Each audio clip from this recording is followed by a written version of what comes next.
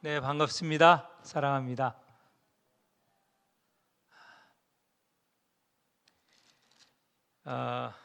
오늘 말씀은 지난주 17장 말씀과 곧 이어지는 것입니다. 17장에는 큰 음녀가 나오는데 이 큰 음녀가 오늘 여기서 큰 성 바벨론이죠.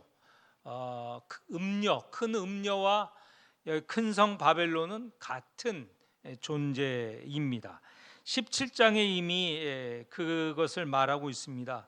1절에 보면 17장 1절 큰 음녀가 나오는데 그 5절에 보면 그 큰 음녀의 이름이 큰 바벨론이다 이렇게 말하고 있죠.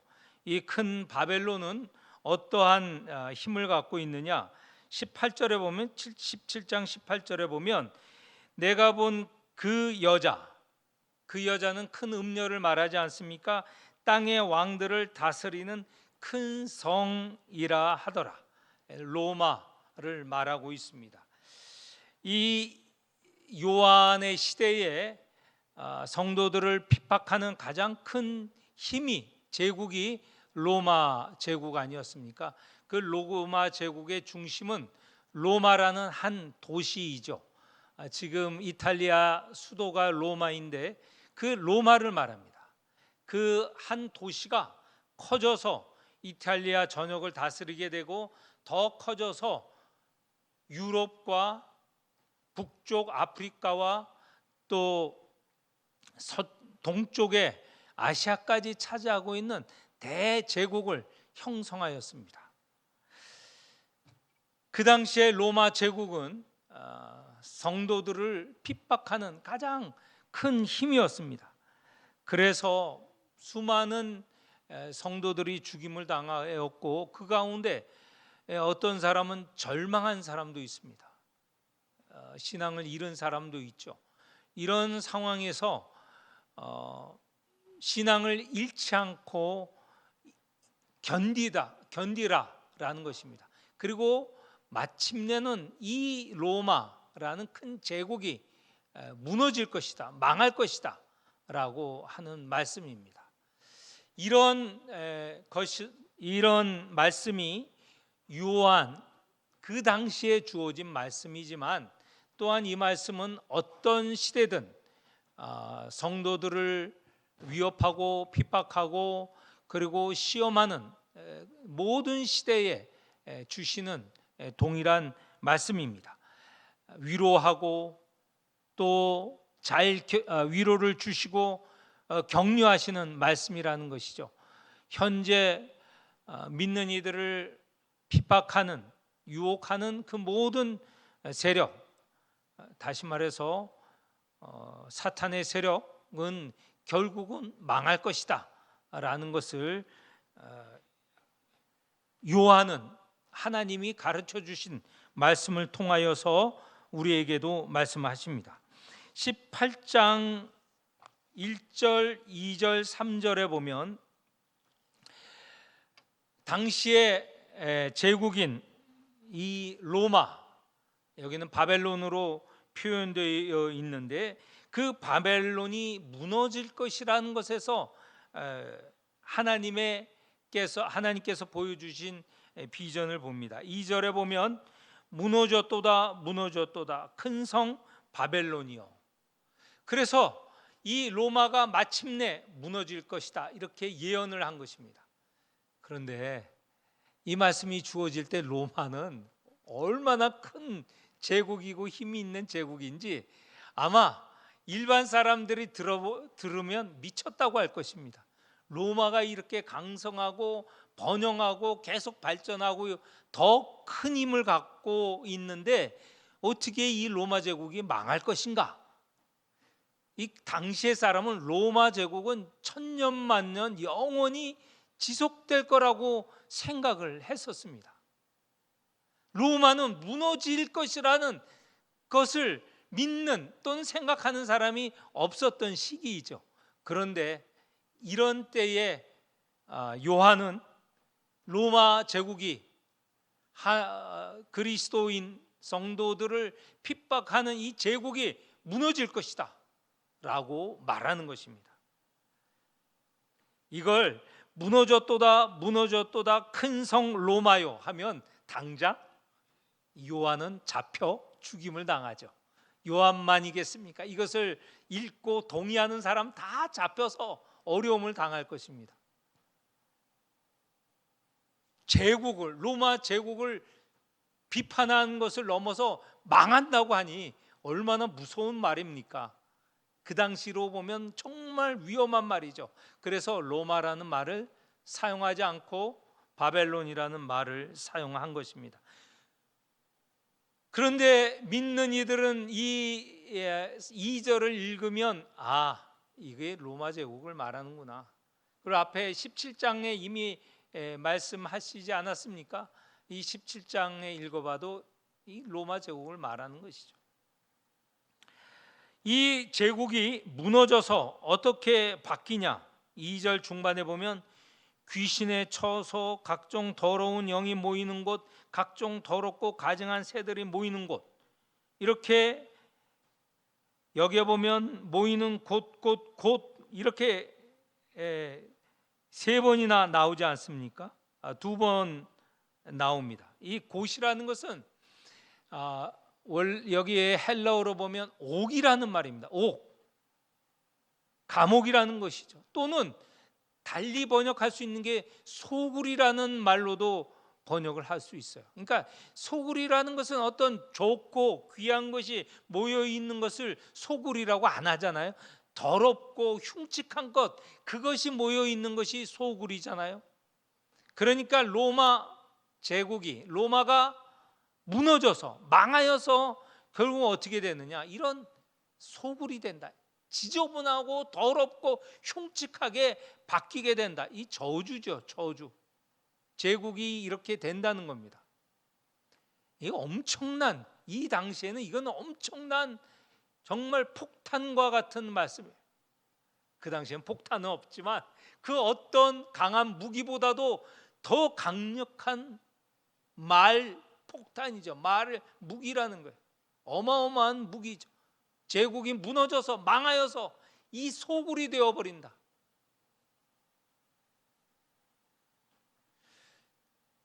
그런데 이 로마 제국이라고 하는 이 로마가 또는 사탄의 세력, 사탄의 세력이라고 하는 것이 어떻게 해서 무너지느냐, 이게 중요하죠. 18장을 우리가 자세히 읽어보면 이 바벨론, 로마가 무너지는 이유가 나옵니다. 먼저 그거부터 찾아보고 이어서 다른 부분을 살펴보도록 하겠습니다. 7절에 나와 있습니다. 7절, 첫 번째 원인 7절입니다. 왜 이 바벨론이 무너지는가? 7절 우리 같이 한번 읽어보겠습니다. 그가 얼마나 자기를 영화롭게 하였으며 사치하였던지 그만큼 고통과 애통함으로 갚아주라. 그가 마음에 말하기를 나는 여왕으로 앉은 자여 과부가 아니라 결탄코 애통함을 당하지 아니하리라 하니, 여기에 보면 그라는 것이 바벨론을 말하는데 거기에 보면 얼마나 자기를 영화롭게 하였으며 사치하였는가. 그 영화롭게 여긴다는 말은 7절 중하반에 보면 스스로 여왕으로 자칭을 하는 것이죠. 로마는요, 스스로를 높이는 겁니다. 영화로운 도시, 신의 도시, 그리고 우리는 그 어떤 것보다 영광스러운 도시, 이걸 강조를 하는 거예요. 스스로 높아지는 것입니다. 교만한다는 것이죠. 제가 성경을 읽으면서 가장 큰 죄, 하나님께 가장 큰 죄가 무엇인가, 다 성경에 나와 있지만 제가 성경을 읽으면서 여기는 것은 그 큰 죄는 두 가지로 저는 생각이 됩니다. 하나는 스스로 높아지는 것, 이 교만이죠. 스스로 높아지는 교만을 성경에는 자고라고 합니다. 자자가 스스로, 자자에 고자는 높을 고자예요. 스스로 높아지는 것. 이게 뭡니까? 결국은 스스로 하나님이 되려고 하는 모습이에요. 어떤 모습이든. 그것에 성경에서 가장 잘 나타나는 것이 아담과 하와의 모습이죠. 스스로 높아지려고 했던 것이. 사탄의 유혹이 뭐예요? 내가 하나님과 같아지게 될 것이다. 그래서 하나님이 하지 말라고 한 선악을 아는 그 과실나무에서 이 과실을 따서 먹지 않습니까? 바벨론도 마찬가지 아닙니까? 하나님처럼 높아지려고 점점점 건축물을 쌓아 올라가는 거예요. 그래서 하나님 하늘에 이르기까지 쌓아 올라가는 거예요. 자기를 높이는 겁니다. 그런데 이렇게 자기를 높이는 것, 그것이 꼭 엄청난 권력, 능력, 그 다음에 무슨 부를 가진 사람만이 하는 게 아니고 가정에서도 그런 사람이 있어요. 가정의 주인이 누구냐? 우리는 그렇게 믿잖아요. 하나님이 우리의 아버지이시고 우리에게 가정을 허락하셨고 우리가 낳은 자녀는 하나님께서 우리에게 맡겨주신 하나님의 자녀이잖아요. 그래서 그 자녀를 하나님 뜻 가운데 키워야 되는데 마치 자기가 낳은 자녀처럼, 그래서 그 아이한테 신이 되는 거예요. 폭력을 행사하고 거친 말을 쓰고 강압적으로 하고, 이거 다 자식에게 교만한 거예요. 힘이 자기를 높이는 겁니다. 가정에서 모든 관계는 다 사랑의 관계로 하나님이 주신 뜻을 이루려고 정말 애쓰는 그런 관계가 되어야 됩니다. 그처럼 어떤 이는 나는 어디에 가서 내가 교만하지도 않고 힘을 쓰지도 않아. 그게 아니에요. 가정에서 또는 어떤 조그만 모임에서 스스로 높아지는 거 다 이거 잘못된 것이죠. 자고하는 게 하나님 앞에 가장 큰 죄라고 생각하고, 또 하나가 있습니다. 욕망입니다. 욕망. 도대체가 만족할 줄 모르는 거예요. 만족하지 모르고 더. 이것은 욕망은 부자나 가난한 자나 마찬가지예요. 모든 인간에게 정말 이 죄를 짓게 하는 것은 욕망입니다. 더 가지고 더 취하려고 하고. 이 두 가지가 제가 성경을 읽으면서 또 제 자신을 돌이켜보면서 제 자신을 반성하면서 보니 교만과 욕망, 이 두 가지가 하나님 앞에 가장 큰 죄인 것 같아요. 근데 여기에 로마 제국이 그렇습니다. 제국이 자기가 온 세상을 다스리는 힘이 있다고 마치 하느님처럼 행세하는 거예요. 그래서 그 가운데 대표적인 게 황제 아닙니까? 황제 도미티아누스 여러 차례 말씀을 드렸어요. 아예 자기를 나는 신이고 동시에 주인이다, 주님이다, 이렇게 선포를 했어요. 그걸 또 모든 제국의 사람들이 믿도록 하는 것이죠.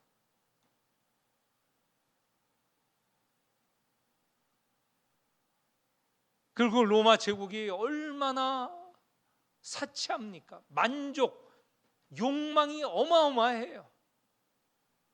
제가 여러 번 설명을 했지만 로마에서 가장 중요한 도시가 로마 제국에서 로마시입니다. 로마시 안에 안정이 그들에게는 그 어떤 것보다 중요했습니다. 로마시가 흔들리면 제국이 흔들리는 거예요. 그래서 한때 이들은 그 로마 시민들을 마음을 얻기 위해서 그들에게 시민들, 종들 말고 시민들에게 빵도 주고요, 마실 포도주도 주고요, 그리고 언제든지 즐길 수 있는 목욕탕도 제공하고요, 그리고 각종 엔터테인먼트, 각종 유흥, 오락도 제공하고, 그래서 로마 시민의 마음을 삽니다. 로마 시민은 어떻게 했어요? 점점 더 많은 것을 요구하죠. 그러니 온 세상에 그 당시로서 사치품, 식량, 모든 좋은 것들은 다 로마도 몰려드는 거예요.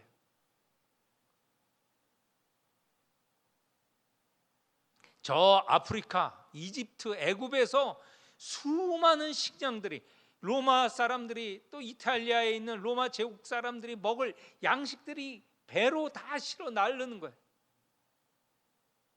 그래서 그 백길에 보면 로마 시대에 빠진, 난파된 이 배들이 많이 발견돼요. 어마어마한 식량들이 아프리카야, 애굽에서 밀농사가 잘 됐거든요. 밀들이 올라오는 거죠. 배를 싣고. 그리고 각종 사치품도 올라오는 거예요. 자, 이래서 그들은 그 힘이 점점 높아지면서 두려워하지 않는 거예요. 무서워하지 않는 거예요. 스스로 신이 돼 버린 겁니다. 이게 큰 멸망의 원인이죠. 3절에 돌아가 보면 그 음행의 진노의 포도주로 말미암아 만국이 무너졌고 라는 말이 나오는데, 여기에 음행이라는 말이 바로 하나님을 거역한 것을 음행으로 표현합니다. 실질적으로 음행이 있기도 했지만 이것은 하나의 상징적인 표현입니다. 하나님을 섬기지 않고, 이 로마에 보면 각종 신들, 각종 우상들이 그냥 잔뜩 있어요. 제가 말씀을 드렸죠. 로마야 남아있은 유적지 지금도 있습니다. 거기에 보면 뭐 여러 신들에게 그 신들을 모신 그런 신전의 흔적들이 남아 있는 거예요. 우상 숭배죠. 우상 숭배. 이게 첫 번째 망한 원인이고요. 두 번째는 하나님의 백성을 핍박한 것에 대한 진노, 하나님의 진노. 그래서 로마가 멸망된 것입니다. 24절 우리 한번 같이 읽어보겠습니다. 24절 시작. 선지자들과 성도들과 및 땅 위에서 죽임을 당한 모든 자의 피가 그 성중에서 발견되었느니라 하더라. 이 그 성중이라는 것은 로마를 말하죠. 당시대에는 그 안에 이 성도들의 피가 발견되었다는 거예요. 콜로세움이 지금도 남아 있습니다. 엄청 큰 수많은 사람들이 관람할 수 있는 운동장이 있는 건축물이에요. 그 운동장이 커서 그 안에 물을 채워서 해전이라는 게 바다에서 배를 띄워서 싸우는 게 해전이잖아요. 해전도 거기서 열었어요. 그렇다고 어마어마하게 큰 운동장은 아닙니다. 그 당시에 배도 만들어서 물을 채우고 띄워서 정말 해전도 할 정도로 그런 것이 콜로세움입니다. 그런데 또 운동장에 아까 말한 온갖 엔터테인먼트, 유흥, 즐길 수 있는 거리를 계속 제공하는 거예요. 그런 가운데 하나가 믿는 성도들을 불러다가 맹수들을 풀어서 잡아먹게 하는 그런 것도 즐기고, 또 믿는 이들 십자가에 달려서 불을 태워 죽이는, 화형을 시키기도 하는 그런 것도 즐기고, 성도들의 피가 여기에 보니 발견되었다. 이게 로마 제국, 사탄의 세력이 무너지는 것이죠. 하나는 교만한 것입니다. 스스로 신이 되려고 하는 것입니다. 현대적으로 보면요, 저는 참 두려운 게 있습니다. 사람들이 온갖 편안해지려고 하는 것 때문에 발생하는 여러 가지가 있죠.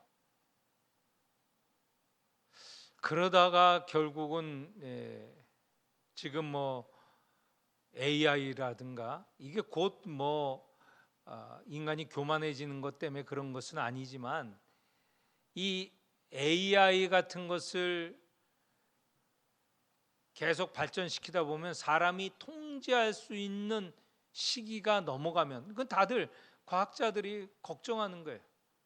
오히려 우리가 만든 지혜, 지능이, 그것이 우리 인간을 오히려 다스리고 지배할 수 있는 그런 시대가 올 수도 있다라고 하는 게 큰 걱정입니다.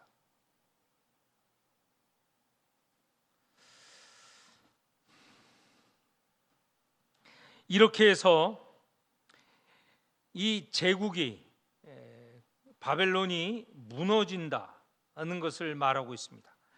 그런데 이 바벨론, 로마, 당시로는 로마이죠. 로마만 무너지는 게 아니고 로마와 협력하는 그런 하수인들도 마찬가지로 무너집니다. 그것이 9절에 보면 나옵니다. 첫 번째, 이 로마 바벨론이 무너지면서 마찬가지로 9절 우리 함께 읽어보겠습니다. 그와 함께 음행하고 사치하던 땅의 왕들이 그가 불타는 연기를 보고 위하여 울고 가슴을 치며 라고 하는데, 이 땅의 왕들이라는 게 바로 누구냐 하면 이 로마 제국 하에 있는 여러 나라들이 있지 않습니까? 제국 밑에, 그 제국 밑에 있는 나라들의 왕들이에요. 이 왕들이 로마 제국과 협력을 했어요. 예를 들면 예수님 당시 예수님이 살던 이스라엘도 로마 제국 하에 있는 한 나라입니다. 그것을 다스리는 왕이 몇 명이 바뀌었는데 헤롯 대왕도 한때 로마 제국의 하수인이었죠. 그리고 그의 아들들도 여기저기 분봉왕으로 여러 명이 이 분봉왕으로 있었습니다. 다 제국의 로마 황제 밑에서 황제와 협력하던 이들이었어요. 로마 제국의 다스림을 각각 다스리고 있던 나라들에서 똑같이 시행을 했어요.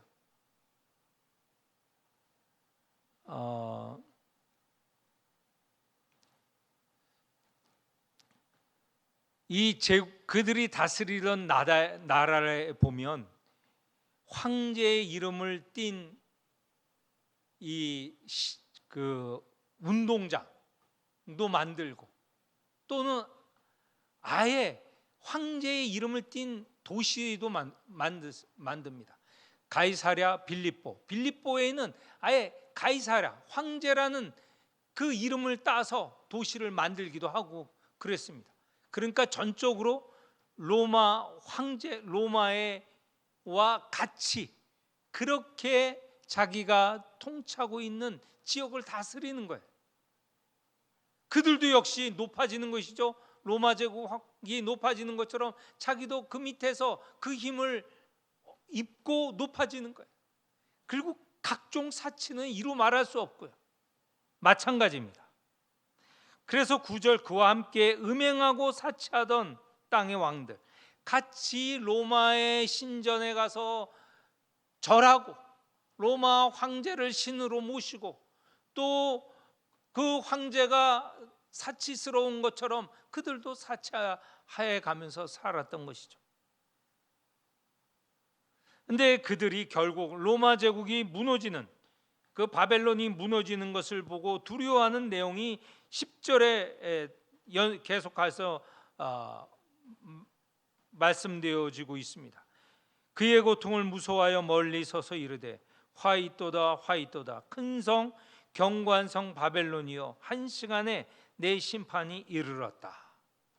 그러니까 로마 제국이 무너지는 걸 보면서 천년 만년 지속될 것 같은 이 제국도 결국은 무너지는구나, 화를 입는구나, 심판을 받는구나 하는 것을 직접 경험하게 된다는 것이죠. 그런데 그것도 한 시간이라고 말한 이유가 있습니다. 그 한 시간은 상징적인 용어입니다. 오래 가지 않는다는 말을 이렇게 표현을 하는 것이죠. 또 같이 이 바벨론처럼 무너지고 하는 세력이 있습니다. 그 세력은 11절 이하의 17절까지 보면 땅의 상인들입니다. 땅의 상인들. 11절에 보면 땅의 상인들이 그를 위하여 울고 애통하는 것은 다시 그들의 상품을 사는 자가 없습니다. 이 상인들은 로마 제국이 사치스럽고 하면서 그것을 대주던 사람이에요. 장사가 잘 됐죠. 근데 이렇게 대주던 상품을 보면 정말 모두가 사치품이에요. 그 내용이 12절 13절에 나오는데 제가 한번 읽어드리겠습니다. 12절 상품 내용 보면 금, 은, 보석, 진주, 세마포. 세마포는 이 만대 아주 가는 마, 비싼 거예요. 그렇게 가는 실로 된 이 세마포는 비싼 거예요. 만들기도 어렵고 그래서 비싼 옷이죠. 옷감이죠. 자주옷감. 이거는 자주색이라는 것은 당시에 귀족들이 입을 수 있는 염료, 그 색을 낼 수 있는 옷이에요. 아무나 입을 수 있는 옷이 아니죠. 자주옷감, 비단, 붉은 옷감, 각종 향목, 각종 상아 그릇, 값진 나무, 구리, 철, 대리석으로 만든 각종 그릇, 이거 다 사치품입니다. 13절에 보면 계피, 향유, 향유, 유향, 포도주, 감람유, 고운 밀가루, 밀, 소, 양, 말, 수레 다 사치품입니다. 근데 이 장상인들이 파는 물건 중에 13절 끝부분에 보면 종들과 사람의 영혼들도 있어요. 이거는 사람들도 판매했다는 거예요. 당시의 로마 제국에 인구의 반이 종이라는 설이 있어요. 3분의 1 정도, 많게는 2분의 1이 종, 사람이 인격을 갖지 못하고 그들의 이 상품으로, 재산으로 취급되던 시기가 있었다는 거예요. 로마에 아까 말한 로마 시민은 다 먹고 놀고 즐겼다고 그랬잖아요. 그럼 누가 로마를, 이런 말 있잖아요. 누가 소를 키우냐고. 누가 로마를 말하자면 청소도 하고 일을 하느냐? 누가 하냐면 종들이 하는 거예요. 종들. 이 종들은 어떻게 되느냐? 빚진 자들이 종도 되지만 많은 종들이 바깥에서 전쟁하고 포로로 잡혀온 이들을 로마에 끌고 와서 종으로 삼았어요. 예전에 이거 얼마 전이지만 얼마 전 로마군이 예루살렘을 함락시켰어요. 전쟁을 했죠. 로마와 이스라엘이 전쟁을 했습니다. 기원 후 66년에서 70년 3년 4년 전쟁을 했습니다. 오랫동안 전쟁을 이스라엘이 버텼어요. 그런데 마지막엔 70년에 함락이 됐어요. 그래서 성전이 무너지고 불타고 또 거기에 사람들이 살지 못하도록 다 철수시키기도 하고 수많은 이들을 로마로 잡아갔어요. 다 종들이 되었어요. 그 사람들.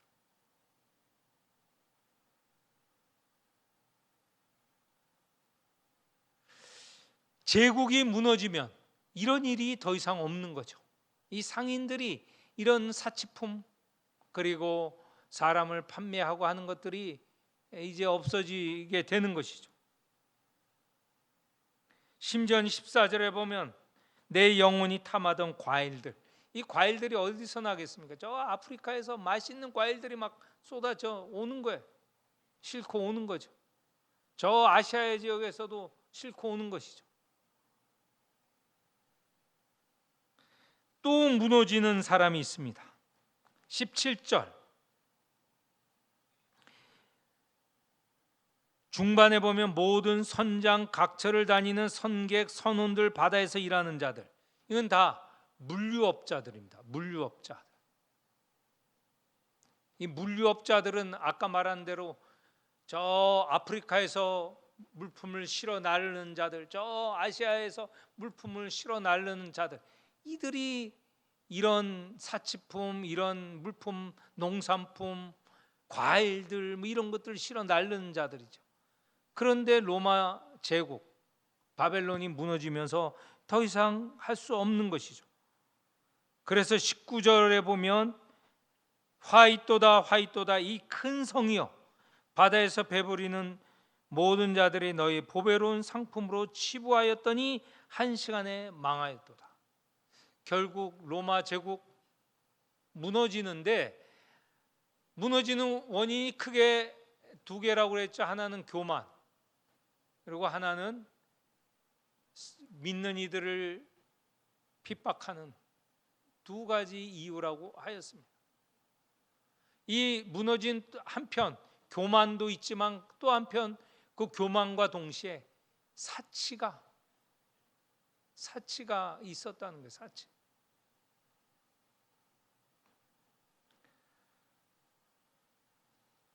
이렇게 바벨론이 무너질 것을 말하면서 성도들에게 20절과 같은 위로의 말씀을 주십니다. 20절 같이 읽도록 하겠습니다. 20절 시작. 하늘과 성도들과 사도들과 선지자들아 그로 말미암아 즐거워하라. 하나님이 너희를 위하여 그에게 심판을 행하였습니다. 결국 이 제국 사탄의 세력은 무너진다라는 겁니다. 너희들이 지금 비록 어려운 가운데 있지만 잘 인내하면 이 무너지는 사탄이 무너지는 것을 볼 것이다.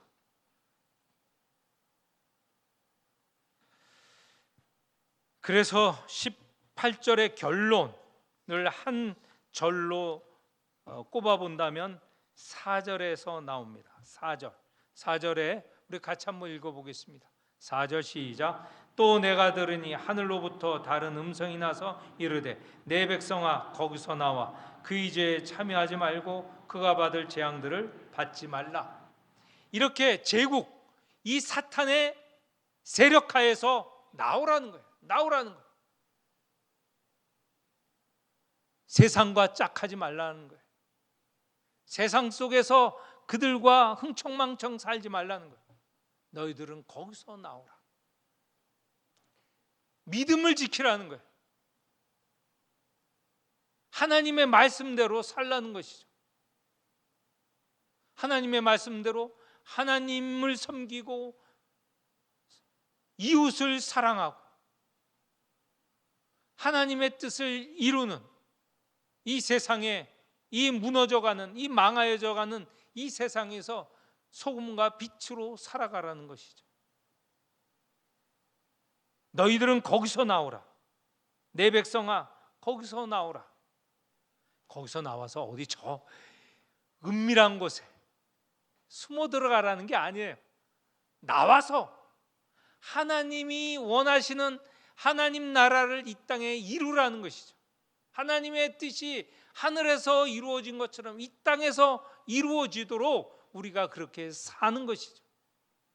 수동적으로 피동적으로 사는 게 아니고 적극적으로 믿음을 가지고 살라라는 말씀입니다. 우리 모두 이 세상에 속하지 말고 이 세상을 하나님 나라로 바꾸어가는 성도들이 되시기를 축원합니다.